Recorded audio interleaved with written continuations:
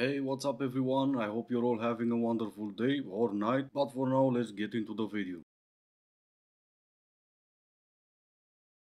What is a red flag you've ignored? Probably butterflies. I feel like I've learned that when you get butterflies, it's actually it should come with a warning. Like, you need to go for the nice guy and the one that makes you feel really calm, because the guy that gives you butterflies, run for the hills. But everything kind of leads you to the right person and leads you the right way in the end. So go with the butterflies for a little while, but then go to someone who doesn't give you them eventually. So have your 304 phase and then go for the nice guy. I think what you've meant to say, or at least you should have said, is that you are the red flag. He is not a red flag for giving you butterflies. And also, just because he's giving you the butterflies doesn't mean it's not gonna work. Doesn't mean he's not gonna treat you right. But I think we all got your point, and it's what I've said in the beginning. Have your 304 phase and then hope for the best. I love telling people that I like nice guys because they just get so confused. They're like, oh, what's your type? And I'm like, I like nice guys. And they're just like, wait, what? Like, what are you talking about? You like nice guys? Like, it doesn't make sense to them. But what doesn't make sense to me is why more women don't go for the nice guys. Because girls complain all the time on TikTok and to their friends about having bad dating experiences and just like being treated badly, or like this guy turned out to be a jerk or like a douchebag. But it's like they're not looking for someone to be a nice person or a good person as like a prerequisite for someone to be with them. It's like not a requirement. And like after the qualification of looks, because we're both men and women, like you have to like be hot to them to even be of like interest. But like beyond that, like the things that women mention that they're looking for is like someone who's like tall or like 6'5", blue eyes, and finance, like that kind of man, like someone who has a good job or just like has a nice car. Like it's all these external things that has nothing to do with like who they are as a person. And honestly, like the type of car someone drives and like how much money they make is not a predictor of like how that relationship is going to go or like how that guy is going to treat you. He's gonna treat you the way you deserve to be treated. That is what all the other TikTokers are saying. In all honesty, if you are that shallow to go for a guy just based on how much money he makes, he is gonna treat you as he would someone who's being that shallow. And as we heard from earlier, women go for the guys giving them butterflies and then complain about the same guys giving them the butterflies. And what she was saying earlier with the butterflies, she wasn't talking about physical attraction. She was only talking about how those guys were treating her. And somehow she still said that that would be okay at least for a while. Here's a painful truth. Someone liking you romantically and someone wanting a relationship with you are two very different things. Someone could be interested in you romantically and just really enjoy you as a person. You could have amazing chemistry, a ton of attraction, great chat, just have so much fun together. And it still doesn't mean they would want to be in a relationship with you. It seems crazy, right? They're feeling the same intense connection. They've even communicated it to you. How could they not want the same thing or want to just focus on this? What else could they want?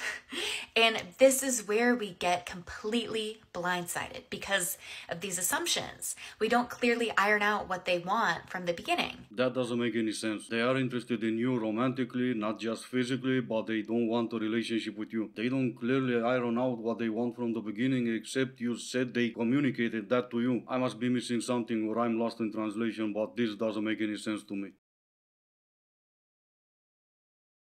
Did anyone else feel like they had blinders on when they were in a relationship? And then the second they got out of a relationship, it was like, oh, I can see all these men again. Where have all these men been? And like, for example, I'll walk down the street and I'll watch men watch me, like just existing.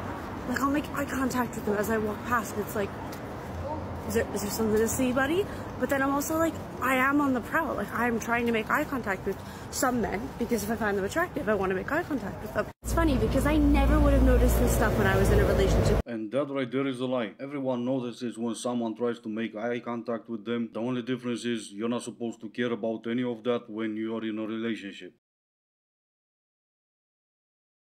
Oh my god, is that a new top? Yeah, I just got it. I love the confidence that you rock when you wear it. Oh. God, how long did it take you to get ready today? Maybe like an hour and a half. That long? Yeah. I take like 10 minutes. Like, I don't need a lot of makeup. Oh my gosh, I really want to get your Prada sunglasses. Oh, yeah, I don't know if it would like fit you and your aesthetic. Like, it's kind of my thing. I don't know if it would look as good on you, but like, that's just my opinion. You know what? I'm just looking out for you. Yeah, no, Do you know you're what I mean? right. I Yeah. don't want you to look bad. Yeah. I think that was supposed to be a teachable moment or something like that. She said this, POV, your friend secretly hates you. You still call her a friend instead of some girl you used to know secretly hated you. Dating nowadays, it's definitely not for a week. Firstly, I thought like talking stage was cute, right? Because I haven't been like in dating pool for ages, and it's not anymore, honestly. And also, can we just skip this freaking like first part? Just give me your PDF version about yourself, and that's it. And also, since we're both in this pool, okay, since we're both in this pool, getting to know one another, can we skip the how are you doing, how was your day every freaking second of a day? I don't care. I literally do not care. I don't know your last name. I don't care how your day was, okay? Instead, let's get into the nitty-gritty part and see if we are compatible and should we continue this or not, okay? And yeah, this is a sandwich. Thank you for making your video more interesting by telling us that's a sandwich. Oh no, dating is hard. Was it ever supposed to be easy? You require a PDF file about myself from me and at the same time complaining dating is hard? What's gonna be next? A PowerPoint presentation? Let's skip the small talk and get to see if we're compatible. We're not, first of all. And second of all, if we skip the small talk, how exactly we're gonna decide if we're compatible or not? If it's by sleeping together, I'm game. Story time. So me and my ex had been together for about 3 years at this point when I get a text from one of my closest friends saying, I've just seen him walk past, holding someone's hand. Obviously, she also says, wait 10 to 15 minutes before texting him so I can keep my eye on him and he doesn't know that I'm around. We live a girl's girl. I actually don't text him. I just wait for him to come home because he had told me that he was going out with like a female friend of his from university, so I expected him to be out with a girl anyway. So he comes back and I ask him about it, and he tells me there's nothing to worry about. What's a girl supposed to do? Your baby dad tells you there's nothing to worry about. You trust them. Not trusting someone that you're with when they tell you there's nothing to worry about, when they reassure you, that would be the weird thing to do in this scenario. 3 minutes later into the video and 6 months later in her own life, she asked her friend to go on her baby daddy's Instagram profile and see who the girl was. Her friend did that because obviously she's got nothing better to do with her own life, finds that girl profile, send it to this one, and this one decides to break up with her baby daddy because reasons. My point is, if you love a girl's girl so much, maybe teach your friend to take a picture. She could have done that, send you the picture instead of a text, and possibly saved you 6 months of paranoia. I went on a date last night, a second date, and we were kissing on my garden, and a dog barked, like a neighbor's dog, and I pulled away and I said, "Was that you?" And I don't think he understood, and he goes, "No." And then I pointed to his crotch and I said, "Was it him?" And I don't even think he got the joke. That's because jokes are supposed to be funny. You should have just grabbed it and say, stop barking, let's do something else instead. Still not funny, but it would have made him get a hint.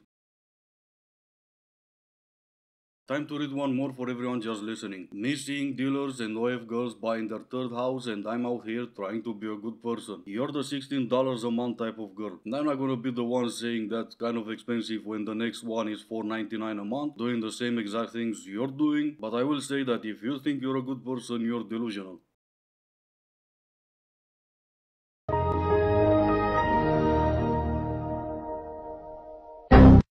And this is gonna be it for today. As always, I do hope you enjoyed it. If you didn't, I still appreciate you for making it this far. Thank you all so much for watching. Stay safe and I will see you in the next one.